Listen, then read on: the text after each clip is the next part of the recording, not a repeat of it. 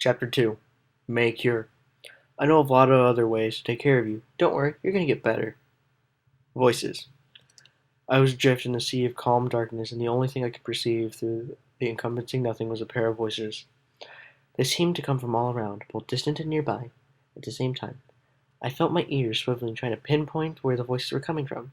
I also found myself trying to remember where I was and what I was doing. I couldn't seem to focus properly, like a fog blanketed inside my head. "How is she?" asked one of the voices. From the sound of it, it was a mare, probably about my age. "Better," replied the other. Another mare, although definitely younger than me. "She's damn lucky, though, considering what she went through." Another couple of minutes, and she had been beyond help. "How close do you think she was when she was hit?" The first voice asked in a somber tone, as though speaking of something painful. "Not sure. I want to think about it," admitted the second voice wearily, based on the amount of radiation she sucked up. "It's a wonder she got back up afterwards. That's not even considering the crash afterwards." "Speak for yourself," nickered an old mare. "From what you told me, you're probably got a big dose as she did, maybe bigger. Then I guess I'm lucky too." I finally opened my eyes, listening to another two mares talk back and forth for a few minutes. I was immediately able to tell that I was inside, presumably within a farmhouse. I had been heading towards. I had raised my head and looked, although my lazy eyes slipped downwards, impaired my perception. I felt a mattress beneath my hooves, not as soft, but not uncomfortable either. It was that moment that I realized I had regained feeling in my forelegs, moving my good eye to match downward gaze of my lazy one. I saw both my legs were currently sheathed in medical braces. Look who's up. I glanced sideways, forcing both my eyes to focus on the speaker. It was a younger mare's whose voice I heard while I blacked out. She was also the same pale green unicorn that I had encountered on the outskirts of the farm before passing out. I had a number of questions for the unicorn, many of grave importance. However, the first one I managed to word coherently. "Where am I?" "The Pie Rock Farm," came a response from the unicorn. I looked to her right, spotting what I presumed to be the older mare's voice I heard before. Her coat was a pale grayish blue, and her mane was silvery, with splotches of gray. She was a touch portly, but in a maternal way. "I am Bellamina, Marie Pie," she stated, smiling warmly. But you can call me Blanky. Every pony else does." I smiled softly at her and turned my attention back to the unicorn. I was still having trouble putting my thoughts into words. My mind was still clouded, but what I presumed to be either blood loss, radiation sickness, or both. "I'm not dead." Perhaps in the best way of putting it, but it got the point across. "Not quite," replied the unicorn. "You came awfully close, though. Had to use that super restoration potion to put you right after I set you and mended your legs. Plus another couple of regular healing potions after. Not to mention 2 more packets of Radway to be safe. Hope you don't mind." I shook my head. "That's kind of what they're there for. How much is left?" I didn't actually count on what I crammed in there. "Well," the unicorn kicked the floor and looked a bit uncomfortable. She gestured with her forelegs and rest the room. I had been focusing so hard on the unicorn mare that I had not noticed the rest of my surroundings. I glanced away from her and looking around, my lazy eye drifting on its own again. I could see that I was sitting on the room of the farmhouse, but I was presently repurposed. 2 couches on several other mattresses covered the floor, each housing a pony in various states of injuries, including myself. There were 7 ponies in the impromptu clinic. 2 laying on the couches were covered in hoof-to-head and bandages. Please, please understand. They were all in really bad shape," I explained the unicorn, her auburn mane falling in her face. "Some of them might have died if I didn't take your supplies. I had to. The MOP would have kicked me out if I didn't at least try to help them." I snickered, amused. Some pony claiming to work for the Ministry of Peace would have been so frantic about confiscating as much as needed medicine. "Those supplies were actually from an MOP shipment I was delivering," I explained. "You didn't all make it, but at least they got where they needed." The unicorn stopped, flustering, and took a deep breath. "Okay, so I guess I don't have to feel bad about taking them." She snickered to herself, then spoke to me with a somber tone. Still, everyone here owes you a great deal of thanks. If I hadn't stopped believing in miracles, I would think you were one." I nodded firmly, pleased to have set her at ease. Now that I've awakened and alert, my concentration was returning. There were a few more things I had to ask, although I wouldn't like the answers. "Please," I begged again softly, "tell me what happened." The unicorn mare clenched her teeth. "Zebras," she spat bitterly. "They launched Megaspell's attacks against Equestria yesterday morning." I gasped in shock, horrified. Megaspells were unthinkable. No one would be foolish enough to use one of those. So many people would die. I wanted to protest to her and tell her that must be mistaken. Before I could, although I remembered the explosion that had caused me to crash, that sickly mass of green fire that had consumed all of Cloudsdale, and that had burned the Pegasus mare behind me to death. I choked on my words, catching against a lump in my throat. My eyes burned as my fresh tears welled up. The mare sighed angrily, then continued. "There was almost no warning, so far as I've been able to piece together. They hit Cloudsdale, Manhattan, Philadelphia, and Hoofington. Before we were able to retaliate, millions of ponies are dead because of those striped bastards." I retched violently in my head, swimming against as my mind was unable to properly contemplate the horror that had just described to me. Millions dead in an instant, and countless more in the aftermath. My mind seized and I blacked out again. "Can't really blame her for blacking out," came the voice of Blinky Pie floating through the aether. "That kind of shock on top of the injuries like hers."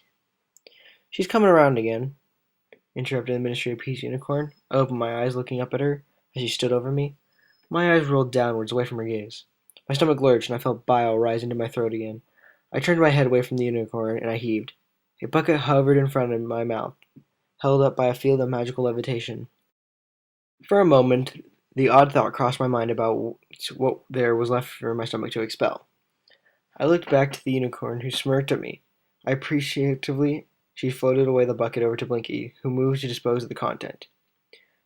"You're handling the news well, as I did," remarked the unicorn, her expression soft but sad. She looked away from me in the direction of the city of Manhattan. I was close enough to Manhattan at the time of the attack to see the city go up. Got hit by a wall of superheated irradiated air, much like I suspected you did. At least I had the good fortune of being on the ground. The mare looked back to me, tears strained beneath her eyes. "Where are my manners?" she muttered, wiping her face with her hooves. "I completely forgot to introduce myself. Name's May." She offered a hoof shake. "Ditzy do," I stated simply. I moved a foreleg to her hoof, but she grasped and withdrew it suddenly. "Sorry," May blurted. "Force of habit." She then gestured to brace my foreleg. "I put a lot of effort into fixing those legs, so you're going to have to stay off them until I say different." I nodded, tucking my forelegs underneath me, then glanced at the other ponies lying in the room. Most of them seemed to be similar condition to me, beaten but not broken. However, two mummified ponies lay on the couch were another story. "What about them?" I asked, gesturing to the badly hurt ponies. May looked at them and was about to respond, but she was interrupted by a loud crackle of static bursting from the next room over. She and I looked over to the source of the noise, but from where I was, I couldn't see past the wall. My right eye darted around, apparently trying to get a better view of it for itself. "Aha!" came a young, chipper voice from the same direction as the static. "Told you I could fix it." "Congratulations, kid," came a deadpan tone of an older, more wiser buck. "Now, we have plenty of static to pass the time listening to." Following the voices, May wandered away from me towards the next room over. Blinky followed her. Despite May's insistence that I stay off my recently mended legs, I wanted to know what was so fascinating in the other room. Carefully flapping my wing, I lifted myself off the mattress I had been laying on. Able to move finally, I pulled my forelegs underneath me so they wouldn't hit the floor. They were still very achy. Following behind me, May and Blinky and I got a proper view of the cutie marks for the first time. May's was a red cross overlaid with a syringe, while Blinky was a small pile of rocks. The room in which I followed them appeared to be the kitchen. The source of the voices were a pair of bucks. One was a deep green earth pony who looked hardened by war, with a nasty scar along the side of his face. He was armed with a light assault battle saddle, the protective barding which hid his cutie mark. The other buck, a unicorn barely older than the colt, was much less stern-looking. He had a tan coat and a light red mane with the gear and a wrench for a cutie mark. He did not wear any armor, although he did have a small gun holstered at his shoulder. Several small ammo pouches hung along its strap. The rest of his shodding was made almost entirely of pockets, which most held precision tools. He also wore a vest with the Stable-Tech logo on the back. A soft silvery glow around his horn faded as he placed a couple of tools he had been using back in their pouches. The static sounded that had drawn me and the other members of the room in the first place was being emitted by an old radio. From what I gathered, it hadn't been working until just now, and a tan unicorn had just been the one responsible for fixing it. "Well, I'll be," remarked Blinky Pie. "That old thing hasn't worked in years. I haven't met an appliance yet that I can't jury-rig," stated the Colt proudly. Ignoring his younger companion, the military bug turned to face May. "Well, Miss Cure," he began, "Gizmo got it working just like he said. Do you really think you'll be able to pick up any communications on it, though? It's kind of old." "Frankly, no," replied May. I did a double take, not realizing, at first, Miss Cure had been referring to her. However, with my pit-buck out of commission, it was the best chance that we had of getting any kind of transmission at all. May held up a foreleg, though not the same one she had offered to shake earlier. It was adorned with an Arcano-Tech device that looked like an offspring of a computer terminal and a wristwatch. I had seen such devices before, although the one she wore looked relatively new, but for a coating of ash. The soldier nickered, then cast a glance at the unicorn. I knew now to be Gizmo. How come you couldn't fix that then?" Gizmo fumed initially. "Screw off, Raider!" he snapped. "I told you I needed a spell matrix master key to reboot the crashed pit-buck." Curiously getting the better of me, I interjected. "What exactly are you trying to accomplish with an old radio?" Upon hearing my voice, May turned on the spot, raising a hoof in warning. She looked as if she was about to bite off chastity for me being up against her wishes. Upon seeing that I was hovering, keeping any weight off my foreleg, she lowered and grumbled to herself. She turned around and glanced at the radio. Her horn lit up with a soft red light, matching light from around the dial of the radio. Turning it. "Trying to get some idea of what's going on out there," May replied, fiddling with the radio dials. "I would be normally use my radio on my pit-buck, but it crashed when I got hit by the megaspell backwash outside Manhattan." The radio lets various squeals and hisses of static as she adjusted the knobs, trying to find a working signal. "If we're lucky, which seems to be one of my specialties, this thing might be able to pick up emergency broadcasts being transmitted." "Miss Cure," stated the stallion apparently named Raider. "Who is she?" "New friend," suggested Gizmo, "or just another patient." May stopped fiddling with the radio for a moment, looking back and forth between me and the two bucks. She face-huffed. "Right, I keep forgetting about introductions." She gestured towards me with her pit-buck leg. "This is Ditzy Do. She's one of the ones who stumbled in the field yesterday evening. She also the source of all those healing potions, so you best be thankful." The other tailor nodded firmly, with the excitable Colt smiling appreciatively. May turned to face me and gesturing the other two. "This is Warrant Officer Raider Stronghoof and Gizmo Stable-Tech Junior Tactician. Met them both in your Shattered Hoof stockyard." Raider was a warden there, while Gizmo was actually there to fix a broken service elevator in the mine. "How come they're here, then?" I asked. I knew Shattered Hoof to be a Ministry of Morale re-education facility, as well as an intense battle site, although that ridge was on the other side of the country, and I wondered why one of the wardens would leave a place in the light of what happened. "Got locked out," said Gizmo simply. Raider expanded on this. "I was guarding the outer wall of the rock yard when the megaspell hit Manhattan. I left my post to get a better look, moving up to the nearby ridge." He smirked and cast a glance at May. She luckily did otherwise, and I'd never seen her coming. May glowered at the Raider, trying to silence him upon unspoken thoughts.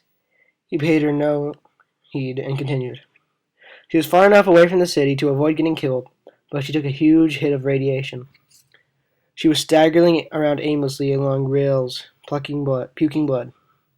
I got to her to force feed her some Radaway and healing potions out of her own supply." "You weren't supposed to talk about that," fumed May. "I don't sound as cool that way," I chuckled dryly. Ignoring her, Raiders resumed his speech. I had originally planned on escorting her back to Shattertooth, but the place went into lockdown when the communications web crashed. Was there any pony trapped inside? I asked anxiously. No. A record on the main gate terminal stated that all key personnel evacuated shortly before lockdown, stated Raider. Only ones left inside were the undesirables. They're still ponies, I protested angrily. That would think less of their lives because they had done some misdeeds. Don't worry about it, Raider said, in his tone irritating me. They got enough food in there to last a couple of days, and plenty of water. As I recall, an inspector also remained behind to look after things. Once things got sorted out, MOM will send some new ordnance to deactivate the lockdown and put this facility back in order. I sighed, my anger ebbing. What he said at least sounded reasonable, although I still didn't quite like the idea. Then what happened? Once May was back on her feet, she was insistent about trying to help any pony she could find. We passed through a town on the way that had been hit by the conventional zebra missile. Raider pointed out into the sitting room clinic. Those are the survivors we found. We figured every pony else either evacuated or dead. I flinched at the mention of death, remembering again the burnt Pegasus corpse. I suppose I would have to get used to talking of it, though.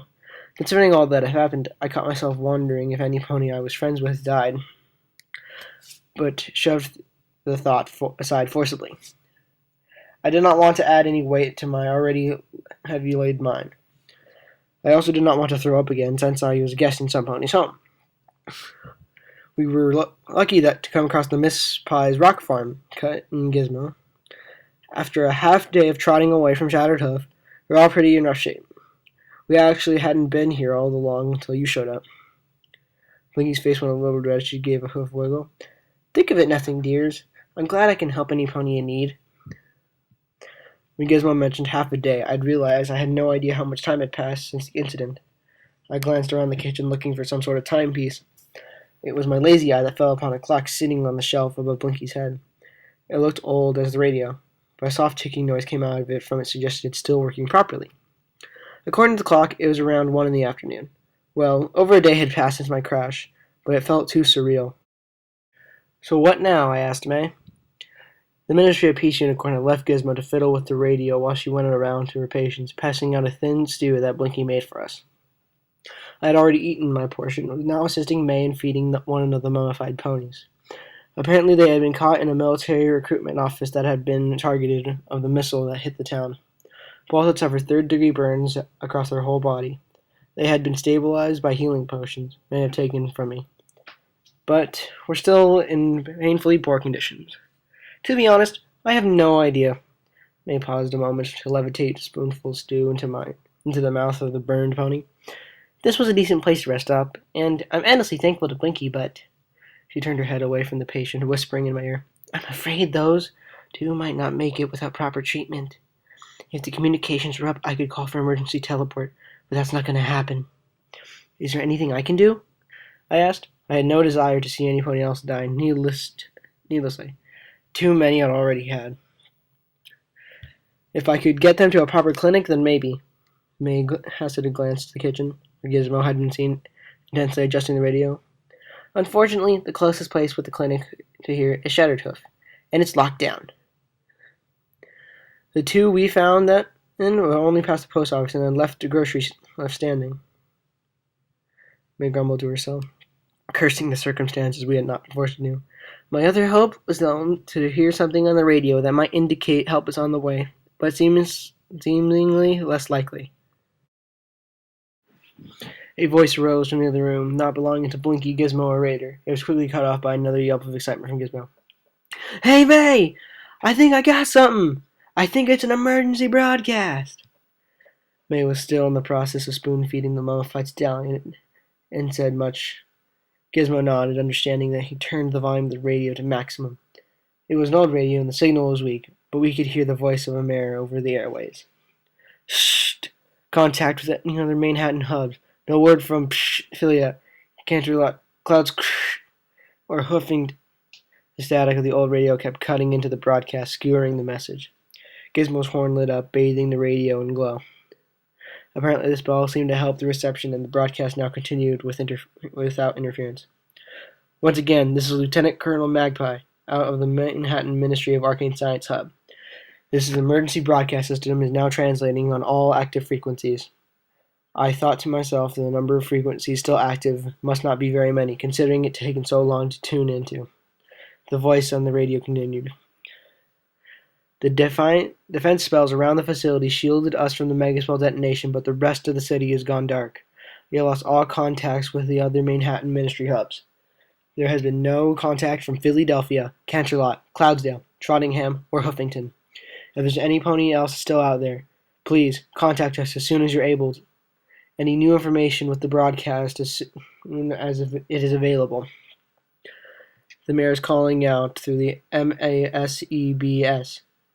Started over to the beginning of her message, desperately trying to reach any pony else who might still be out there. My heart ached after hearing the broadcast, despite having already been told about the attacks by May. It seems unlikely that any major ministry hubs remaining to respond. I think that Magpie might not hear from any pony, stranded in the middle of a mega-spell blast zone, not even Canterlot, remarked May, having finished her spoon feeding. This is serious. What do you mean? I asked, as also done feeding the other burned victim. Probably that Princess Luna has the city cut off from the outside, mused May. It makes sense considering that the fallout from the megaspells act as a magnitude, and this will take a long time to settle. You don't think Canterlot was hit, do you? I exclaimed as the horrifying possibility occurred to me.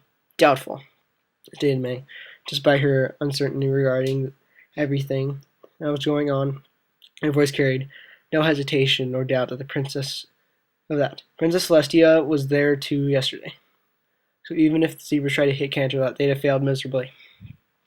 I nodded, at least a little relieved by her confidence. Hopefully Magpie can reach some other ministry hubs. I would hate to see Equestria become so barren, lifeless wasteland. Indeed, agreed May. Unfortunately, she grimaced, that means there's a little bunch of no ponies like us not going to be priority. Which means I'm going to have to save them myself. May beamed with enthusiasm for a moment, then glanced at me with a nervous chuckle. Any ideas how we can do that? I snickered, amused by May's blend of confidence and conundrum. Well, you said we needed to find a clinic in order to treat them properly. And Shattertooth is the closest place with any kind of medical facility. But it's not an option. Who else is nearby? Not much, sighed May defeatedly. This rock farm is kind of in the middle of nowhere. She looked towards the kitchen, catching a glimpse of the stable tech pony. Hey, Gizmo, she called, pulling attention away from the radio. Are there any stables near here? He replied, screwing up the face and thought. Stables 32, 34, 38, and are less than a day's trot from here. His expression turned stern, more than I thought, possibly for a chipper pony. But I can't allow that. The Omega level threat protocol would have been enacted when the megaspells hit. Any of all the stables would have been filled and sealed off by now. Even if I did have the means to override the doors, which I don't, by the way. Too low in company. I wouldn't. The stables were meant to protect ponies from exactly what happened out here. And I wouldn't want to waste the sake of a handful of ponies, even if one of them is me. I found that I couldn't help but be impressed by Gizmo's words. Despite his young age, he seemingly had a fairly solid sense of responsibility. I caught myself secretly hoping that he would have the chance to grow up into a good adult pony once everything was settled. All right, said May frantically, waving her forelegs in front of her in protest. I was just asking if there was a possibility, said out with a defeated sigh. So, the stables are out. Once again, I'm open to suggestions. Wanting to at least attempt to be helpful, I chimed in. How far are we from Ponyville? It may be a small town, but I never knew Nurse Redheart's clinic to be chitsy with supplies. May looked at me skeptically, although Gizmo seemed to be serious contemplating the session. I had a good hard trot. I reckon we can make it to Ponyville in 3 days, maybe 2 if we cut back on sleep. You're not serious, are you? Questioned May. The fact that we don't know where we're going on through the rest of the world, Equestria aside, these two are in no condition to make that kind of trip, as well as the citizens of Ponyville would have probably been taking any medical supplies they had for themselves. Not necessarily, interjected Gizmo. He elaborated. Most of the population of Ponyville was slated for a spot in stable, too. The town was far enough out of the way to have plenty of time to evacuate. Considering who was assigned to Overmare's stable too, I imagined she even squeezed in a huffle of other ponies that she wasn't supposed to. Why does no pony ever listen to the medical professional? Fumed May, casting a furtive glance between Gizmo and I. Even if the Ponyville clinic was a viable option, it's still no less than 2 days away, and those two burn victims can't even sit upright right now, let alone move around. Gizmo and I had levitated them all the way from here to that blasted town. You say you're a professional? I inquired, playing a bit of May's sense of self-worth. Of course, she said, seemingly pleased with her ego stroked. I was a Ministry of Peace Spell Research Department. Got a whole slew of tricks up my mane. Realizing I was toying with her a little, she scoffed. Why? If, I suggested, pouring in a bit of mercantile charm I developed time as a courier, we had a way to move them safely. Would you be able to keep them stabilized long enough to reach Ponyville? May put a hoof on her chin, contemplating my suggestion. Her resistance seemed faltering, although that might probably have more to do with her concern for the burn ponies than my persuasion attempts. That might work, but I don't see how. Cutting off the rest of May's statement, I fluttered into the kitchen where I found Blinky Pie cleaning up dishes used in making our lunches. Do you have any carts big enough for 3 ponies? I still think this is crazy, groaned Moan from the top of a large wagon. At my request, Blinky had directed us into a large cart laying out by the silo. It was used to transport rocks from the farm to the breaking compound, such as Shattered Hoof. It was big enough to hold 2 injured ponies, with room for May to sit, to keep them under constant supervision. Raider and I had taken fitting with a pair of mattresses to lay the burned victims on, while May helped Blinky prepare some provisions for the trip. She and Gizmo had them magically floated the patients onto the cart, and now May was laying on a blanket over them. I know it might not be the greatest idea, I admitted, slipping myself to one side of the harness in front of the wagon. Raider was already strapped into the other side. Unfortunately, it's the best we've got right now. May sighed defeatedly. She knew that the options were limited, and thus far plan gave 2 burned ponies the best chance of surviving. She attempted to regain control of the situation. Can you at least take one of the ponies whose leg hadn't been broken and pull the cart? I said nothing, but flapped my wings precariously. May groaned.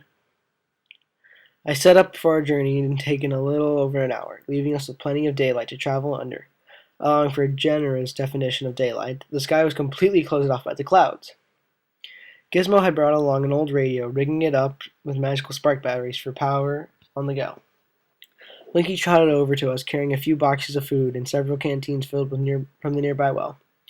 She distributed them among the other ponies traveling on hoof. But then she turned away, beginning to walk back towards the farmhouse. Wait!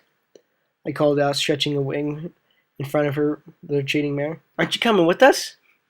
Blinky looked at me, shook her head for a minute. Then she cast a long glance at the farmhouse. This war took my husband, 2 sons, and even my 2 sisters from me, she said, despairing, tainting her voice, which was up and the quite jovial. This old rock farm is really the only piece I have of family left. It may be lonely, but I can't just leave it. I nodded solemnly, lowering my wings, letting her continue back to the farmhouse. She didn't show it in front of the rest of us, but I imagined she would start crying as soon as she got back inside. I ached for her, although I knew I could never feel what she felt. I had never had a family like that. Both of my parents had passed away before this awful war. With food and water now in our possession, we were ready to go. I asked Raider to start pulling the cart, after which I would match his pace, with a low-altitude flight. I was used to flying solo with a wagon chanted for aerial transportation, so earthbound carts was a pony of a different color. Raider had removed and stored his battle saddle in order to equip the harness of the cart. When we started walking, I was able to finally see his cutie mark, a golden star-shaped lock, and a matching key. I couldn't help but wonder what had been like before the war had made him a fighter. With 2 or 3 days of travel loomed ahead of us, most of which I would spend hauling the cart alongside Raider. I didn't relinquish boredom that would accompany it. I glanced at Raider, looking to strike up conversation, but the stern buck did not seem to want to talk. I looked back at May, addressing her instead. So how come Raider was calling you Miss Cure? I asked. I had been curious about her name since Raider called her that, but I hadn't had the opportunity to indulge the curiosity yet. Oh, said May. She paused for a moment, although she was unsure answering. My full name is Mayflower Cure, she said finally. Cure was the name my family used for a small clinic we ran in Mayflower. In Mayflower, it's after my grandmother. It's a nice name, but it also makes me sound 2 generations older. So said, I go by May.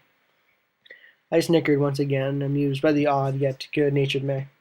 Looking away from her, I glanced upwards. My eyes met with the sheer gray of clouds covered the entire equestrian sky. My lazy eye rolled downwards, but only to showed me what the clouds had stretched to all the horizon. How can the Pegasi haven't cleared the clouds away yet? May shrugged. You're telling me I ain't exactly up to speed on the Pegasus weather control policies. It's a smokescreen tactic. It came from the first voice raider. When Cloudsdale was hit, the Pegasi branch of the military threw up a cloud ceiling to hide their own settlements, as well as most magically irradiated particles of heavier air, so that they would protect from the megaspell fallout. How do you know that? Queried May. I had been asking something. I don't, admitted the soldier. It's just what I would have done in their position. Zebras can't hit what they can't see. But the attacks are over, I noted. Shouldn't they have come down to help? I'd wager they're waiting for confirmation that the threat has passed, agreed Raider. Also, they might hold back for fear of radiation. Not sure how long it takes to settle, but it won't make a huge difference. It's not like they can stay up there forever. The following 2 days passed in like same fashion. Raider and I pulled the cart, while May tended to the burned ponies in the best way she could. We slept, but not much, as we should have, valuing haste over the rest. We passed the time with a conversation, and periodically checked over the MSAEBS to see if Magpie had found any other ministry hubs still hanging on. Unfortunately, it seems to be the only thing that had ever reported to be confirmation of places that had been destroyed by the zebras.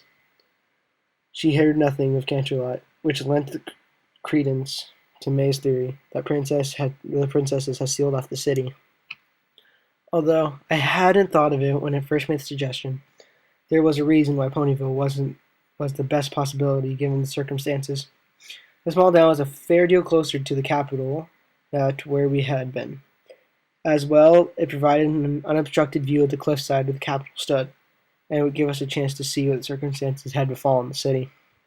Unfortunately, the trip to Ponyville was not without consequence. On the morning of our second day we traveled, one of the burned ponies succumbed to the complications of his injuries and passed away. We took time to give him a proper burial. At least we could do considering the redoubts of our place, a small outlying town. We were hastening the sheer force of May, who did not want to see another of her patients expire. Throughout the 2-day trip, there was one of the things struck me more odd. Equestria had gone quiet in the 2 whole days of traveling. The only other sign of life was beyond the 9 of us. Had been the voice of the Lieutenant Colonel Magpie, broadcasting over the MASEBS. With each broadcast, she seemed to grow more and more desperate with a response of any kind. Magpie also seemed to be developing a bad, harsh-sounding cough. May suspected she was overworking herself to the point of sickness, as she had rarely left the broadcast in the whole 2 days. We had finally arrived in Ponyville in the late afternoon of the second day, since departing from the Pie family rock farm, as Gizmo had predicted. It was a ghost town. Not a single pony remained. At least, that's what we could immediately see. Prioritizing the life remaining in the burned victim, Raider and I pulled the cart along Red Heart's clinic my direction.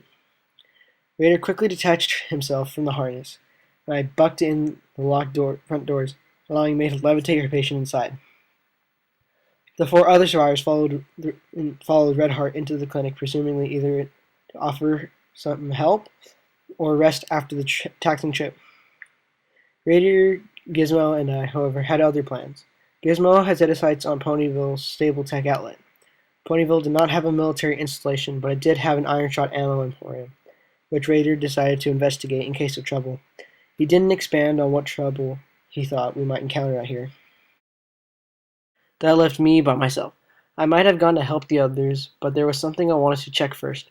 I flapped my wings, pushing myself into the air so that I could see beyond the various houses and shops that comprised the town. Turning into midair, I eventually got a glimpse of Cantala, but was not sure what to make of it, what I saw.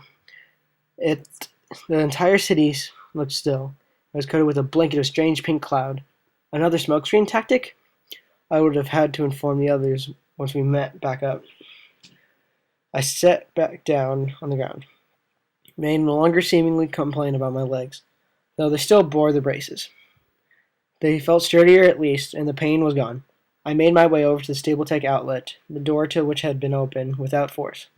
I suspected Gizmo had a key of somewhat on his shotting to let him into the outlet shops like this one. Entering the store, I found him behind the counter looking at a terminal. There was a bright smile on his face. Forgetting about my own news, I approached him the counter. I asked him, "What got you so excited?" "I was right," he simply said without saying anything else. He hit a key on the terminal. A message recording on the terminal began to play. It carried the voice, sounds like a middle-aged buck who had an accent suggesting that he was born and raised in Trondheim. Final entry. This is Pipsqueak reporting in to the Stable-Tech main HQ in Manhattan. Omega-level threat protocols have been receiving and enacted as per instruction. Those designated for the spot in Stable 2 are now escorted to the shelter by Overmaster Ponyville. Estimated time to complete the evacuation is 12 minutes. I will be joining them to serve as Stable Chief Engineer and Pip-Buck Technician. All of the citizens had been advised to evacuate. Buck let a sigh on the recording and then continued. I don't know if any pony will get this, given to what's going on right now, but I just wanted to leave a record that we did, and we saved who we could. I glanced at Gizmo, a weak smile on my face. I'm glad, I said honestly. At least some ponies were spared in this war. Gizmo nodded in agreement. Plus, this is just one stable. With all the stables accounted for, at least 100,000 should have been saved. The statement stung millions had died, and the estimate 100,000 saved was a small number by the comparison. I shook my head, telling myself that it could be glanced. They were safe no matter how many of them were there. Another thought popped in my head regardless of the message. Pipsqueak, the Pip-Buck Technician? I mused. I smirked. Funny how some names work out like that, doesn't it? Don't pick on Pip, though. He was a senior engineer at Stable-Tech. He's one of our best. Plus, whether he meant to or not, he left me one of these. Gizmo's horn glowed, floating up a small magical precision tool. I could only assume that was what he had mentioned what he needed to do to fix May's Pip-Buck. Anything else he left behind? I asked curiously. It doesn't look like it, stated Gizmo with a touch of disappointment in his voice. I could probably slap together a couple of working doodads with the spare parts, but I wager most of the good stuff had been taken into the stable. Gizmo had been scrounged to the abandoned shop, pulling together bits and bobs of deemed salvage. I left him to it. My experience as a merchant made me feel a little iffy about taking stuff from the shop without paying for it. Then again, he did technically work for the company whose shop he was scavenging. If he figured it would be all right, I guess I wouldn't be a naysayer. Back outside the Stable-Tech outlet, I bumped into Raider again. According to him, the iron shot aquarium had been left completely untouched. That didn't really strike me as odd. What would usually be guns and bullets in the underground survival shelters? He had left the store untouched, deciding to keep everything stored away for the time being. Together, Raider and I made our way back to Red Heart's clinic. Inside, we found May tending to the burned victim. Tending, in this case, meant forcibly one healing potion down his throat after another.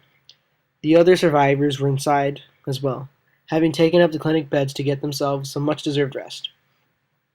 I was feeling a bit tired myself, but I would wait a little longer. I was hoping to see that the burned buck made a recovery. Raider opted to go to sleep, having done some greater share of pulling work than I had. I watched May attentively for about an hour, making mental notes about the methodology in case I'd ever need to treat some pony myself. Given the situation Equestria would currently be subjected to, I was feeling that wouldn't be all too likely.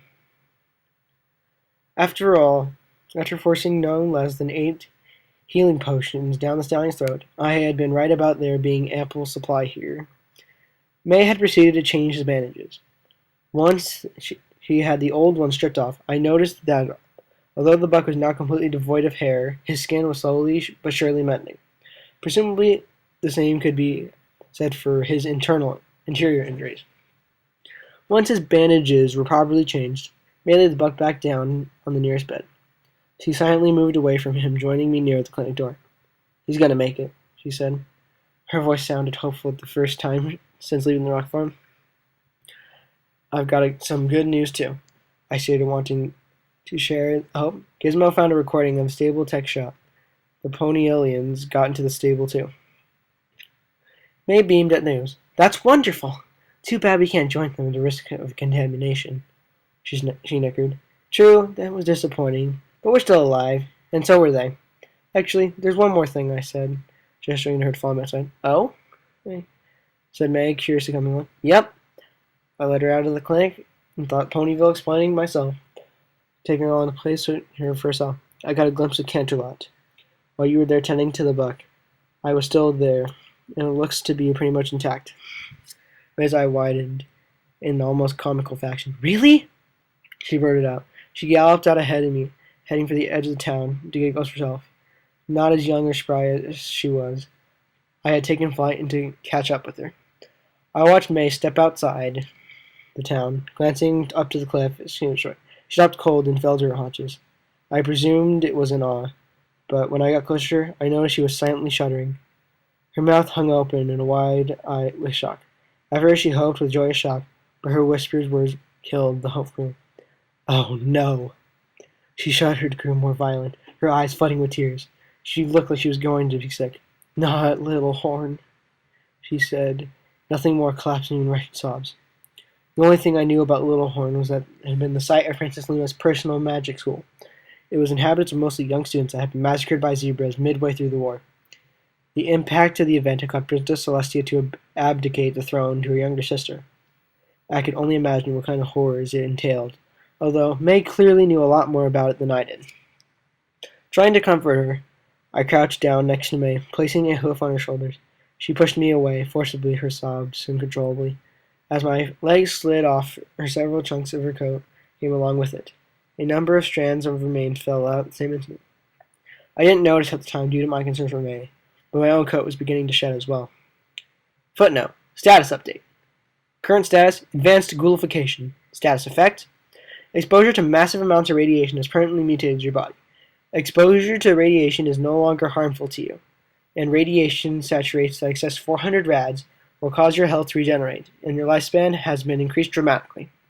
May's specials. Strength, 4. Perception, 5. Endurance, 5. Charisma, 5. Intelligence, 8. Agility, 6. Luck, 7.